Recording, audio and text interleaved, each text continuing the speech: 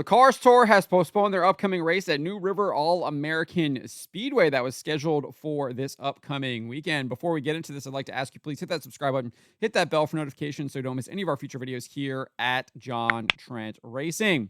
As you can see on your screen, the Cars Tour posted this on X. They wrote, due to impending weather, the National Dodge 250 at New River All-American Speedway in Jacksonville, North Carolina has been postponed until April 13, 2024.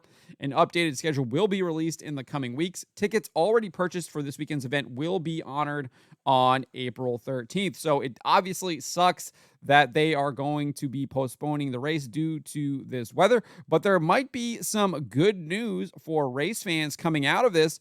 Dale Earnhardt Jr. Quote tweeted or quote posted the response, and he says, "Unfortunate, but the right call.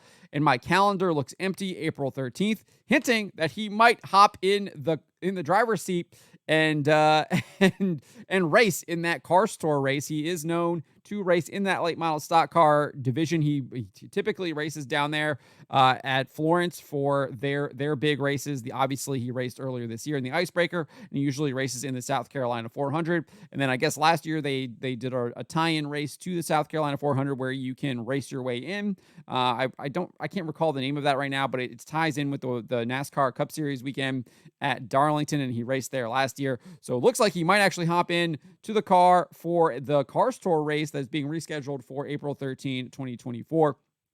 We'll see if that eventually pans out, but there might be some good news coming out of this postponement. I also think it allows me to check out some of the other things that are going on, put more focus on them, given the Cars Tour has been postponed. Obviously, the Lucas Oil Late Model Dirt Series is back in action this weekend. They begin, they get back into action at Atomic Friday night, which is tomorrow. Then they go down to Brownstown. So looking forward to that. We might see some interesting things happening there. Obviously, we're looking to see who Hudson O'Neal will be racing with, or if we find out whether we get an announcement maybe today, or we'll just find out when he unloads there at Atomic. He did say he was racing at Atomic in Brownstown, so we'll see what happens with that.